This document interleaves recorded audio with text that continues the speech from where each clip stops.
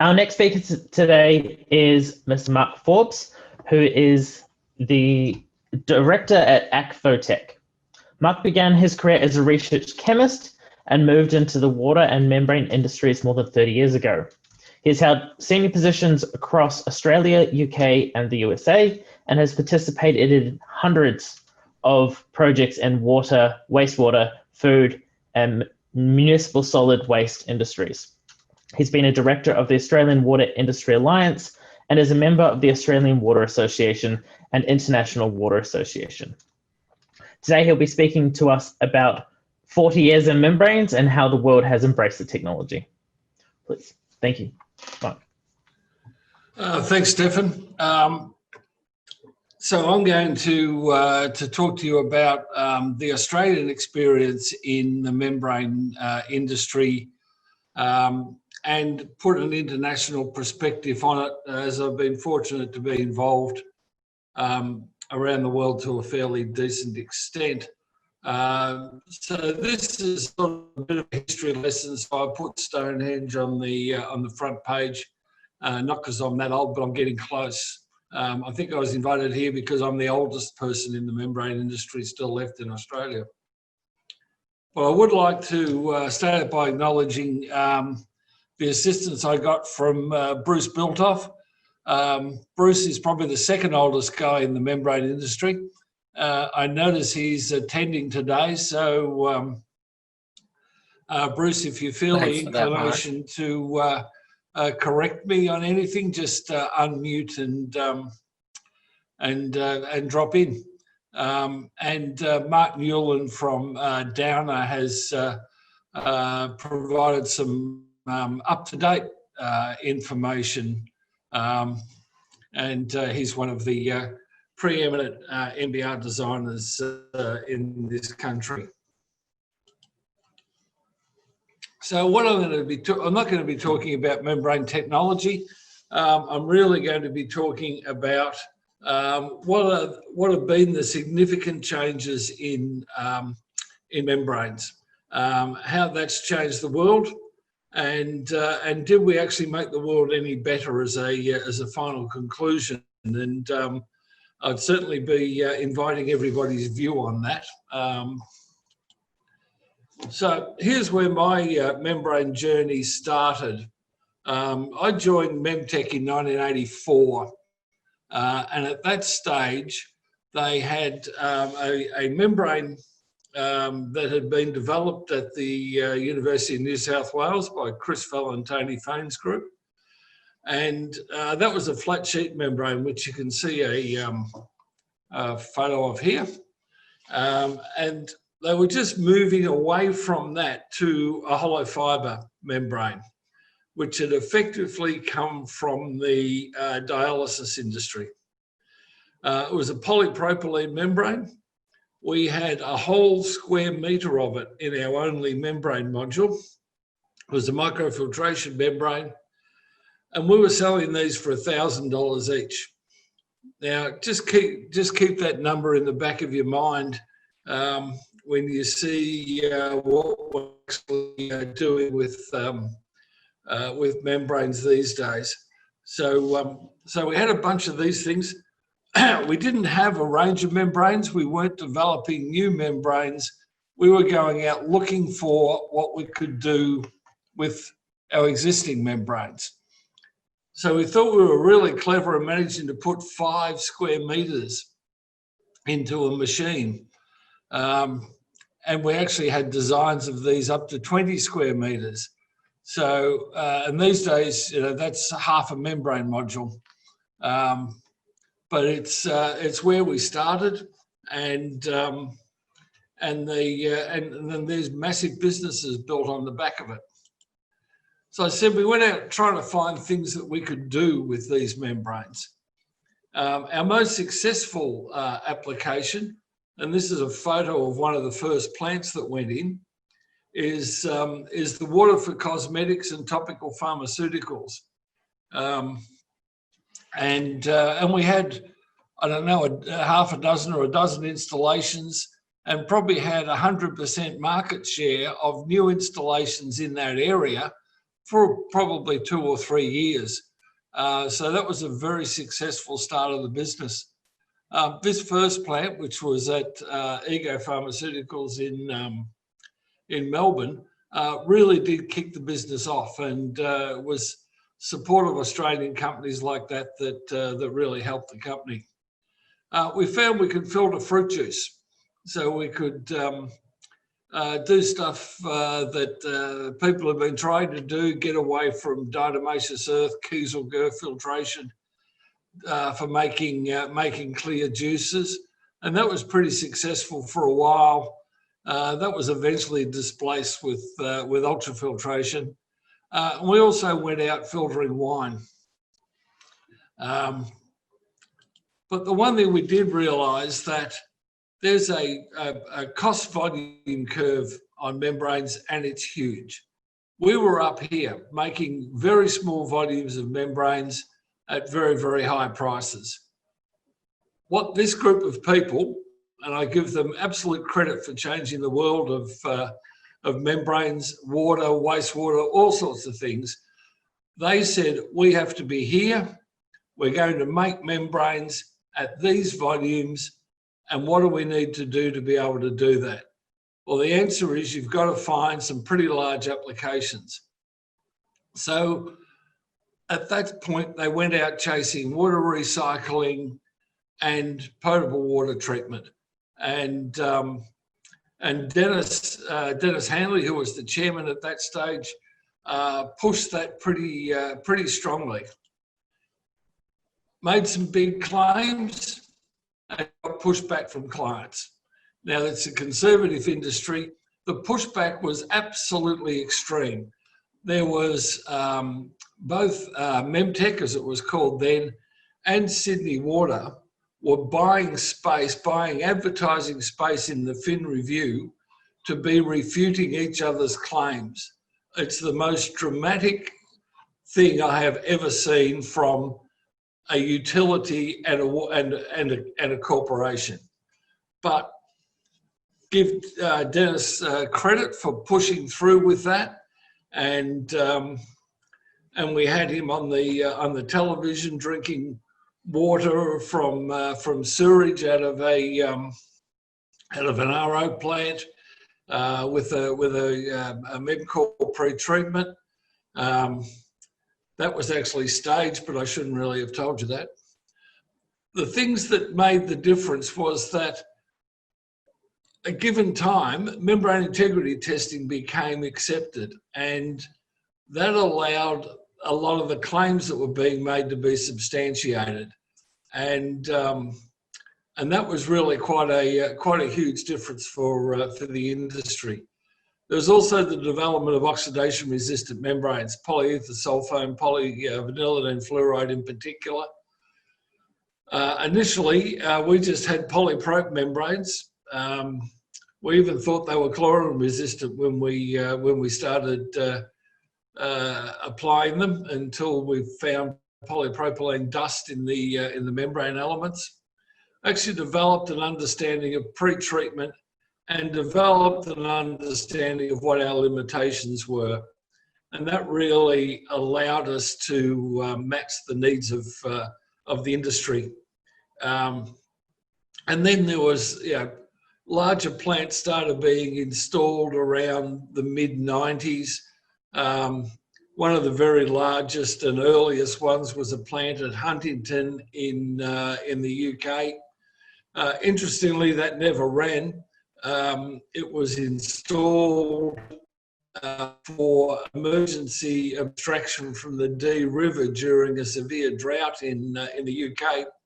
And the week after the plant was went into pre-commissioning, it rained, and they lost the abstraction license, which is typical of what happens when you stick a water plant into a drought. And around 2005, the general acceptance of membrane technology in water treatment in potable water production grew. So that's 20 years to develop a technology. So what are the changes that caused that to happen? Well, in the UK and Europe, it was cryptosporidium. There's a lot of water tables that are very shallow bores under the influence of groundwater. The groundwater, if you've ever been to the farming areas of the UK, has a fair amount of slurry on it. And the biggest driver was membrane pricing. So if you look at where we were when I mentioned the pricing earlier on, $1,000 a square metre for membranes. They didn't last very long, and we got pretty ordinary fluxes. By 2020, today, you can buy a membrane for potable water for probably half that, for probably $10 a square metre. Fluxes average about 70. Life is somewhere between 7 and 10 years now. So the whole life cost of ownership per litre over that time period has decreased by 99%. It's now 1% of what it was before. If you look at that in real terms and apply inflation, it's about 0.3% of what it would have cost you to put a membrane plant on potable water back in 1985. So that's been the absolute driver for the industry. We look at what happens in wastewater. We've just heard a lady from Beijing Origin talking about membrane bioreactors. They've installed a lot of them. And somebody came along in 1985 and said to us, hey, we want to put membranes on activated sludge. We don't want to do any primary settling, and we're going to give you 5 millimetre or maybe 2 millimetre if you're lucky pre-treatment. The answer was, you've got to be nuts. Seriously. So we took the membrane research guys along to which is the main sewage treatment plant in Liverpool. They took one look at that, realised what they were dealing with, and agreed that you'd have to be nuts. The solution came about in around about 2004 when people made tougher membranes. And this is an example of what you now see as an MBR membrane. They're cast on a braid and made of PVDF. Now, not all of them are on a braid, but most these days are. Now, watch this space, because I've seen some PTF membranes around that are likely to displace quite a lot of what's happening now once the PTFE guys get that cost volume curve in place. So if we look at membrane bioreactors as part of the industry, if there's a requirement on the discharge being less than 10 nitrogen, or if you need post-treatment like RO, UV, or if you've got a requirement to discharge less than around 1,000 E. coli and you're prevented from doing chemical disinfection, then MBR is the cheapest way to build a sewage treatment plant. And people would have laughed at you if you'd said that maybe even 10 years ago. But right today, MBRs are the cheapest technology if you've got any of those three drivers. Now, if you look in Australia, almost all new sewage treatment plants, and in fact most of the upgrades, the nitrogen limits are somewhere between 3 and 5. So straight away we're into MBRs being the cheapest technology. Another driver is that the process engineering community, the likes of Mark Newland, who I mentioned earlier, now know how to control MBRs and get the energy efficiency much, much higher than it has been in the past. And there is now no energy penalty for running an MBR against a conventional sewage plant. Membranes now last more than 10 years, which doesn't help a guy who wants to sell replacement membranes, but that's life. Membrane aeration energy has been reduced by 90% since 2004. Prices have reduced, fluxes have increased, And we now look at membranes being less than 5% of the capital price of a new sewage treatment plant. There's more than 100 of these in Australia. There's more than 1,000 worldwide. It's now believed that about 5% of the world's sewage is treated with membrane bioreactors. There's more than 200 plants of over 100 megalitres a day. And the largest in Australia, which is under construction, has about 80,000 square metres of membrane. Now, if you compare that to what's happening in Singapore, and Singapore's been the driver for potable water and sewerage treatment in the membrane industry for decades now. And they're just building 2 MBRs, one of them with almost 1 million square metres of membranes, and a second one with about 350,000 square metres of membranes. Now you compare that to what is happening around the rest of the world, it's just massive. I think the second largest plant, which is in Sweden, is less than half of that size. We're on the doorstep of the biggest membrane market in the world. Reverse osmosis is also, and desalination is also a very, very big membrane market. And the last really major change in the industry was the introduction of spiral wound membranes for seawater, which happened in the 80s. Since then, there's been very, very little membrane development. It's quite disappointing. Membranes have slightly higher rejection. They claim specialized membranes for boron rejection.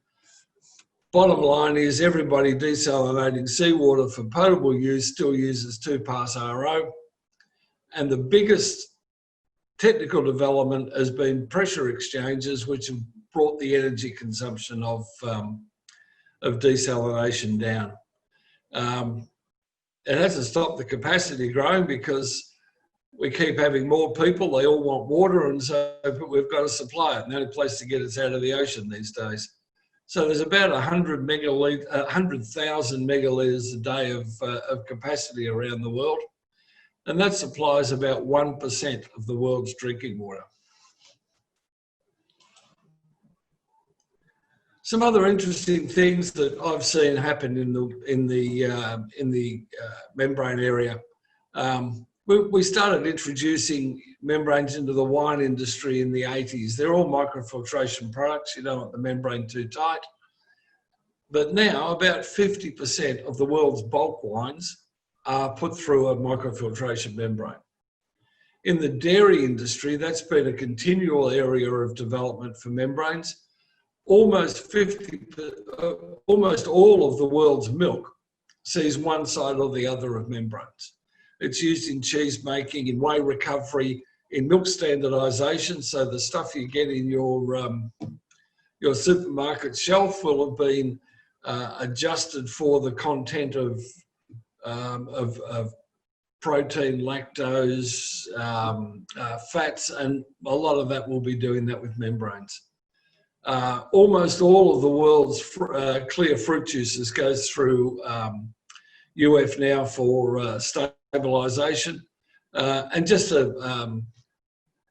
another small application, but it is actually used widely, is that food storage now uses low oxygen gases, which are all membrane produced.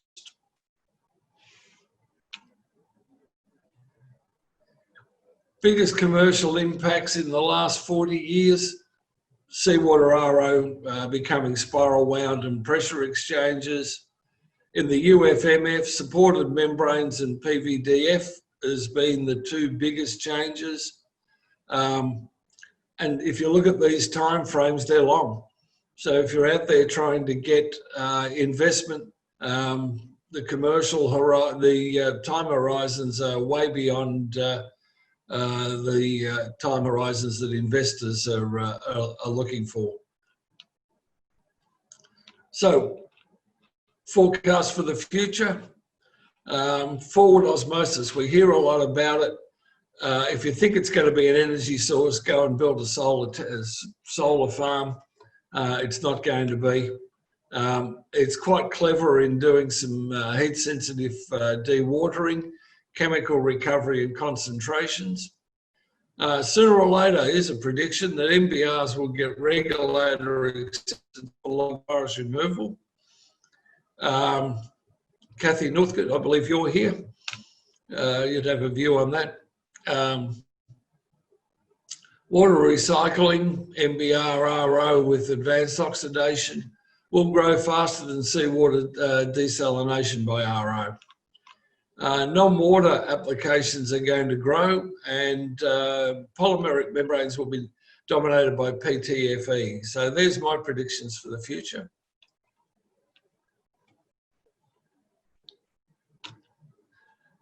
Have we improved the world? Well, I think potable water treatment is now safer. We can be sure that we're removing a bunch of difficult contaminants. The world is warming. We're going to see Naegleria fowleri increasing in rivers. Best way to get it out is a membrane. Crypto's the same, Giardia. A lot of lower water sources now require better treatment. Wastewater, MBRs, without MBR technology, you're never going to get to a total nitrogen of 3. We're now doing it. So that improves the environment for everybody. We can produce lower phosphorus discharges. We can disinfect without chlorination. So all in all, I think we've benefited the world in the water and wastewater area. Food industry, the benefits are massive. A lot of products in the dairy industry that went to waste are now recovered, reused, or recovered, used, sold, and are of benefit to mankind. And there's just a couple of comments on some of those other industries. So thank you for listening. Gone just a couple of minutes over time, but if anyone has any questions, you know what to do.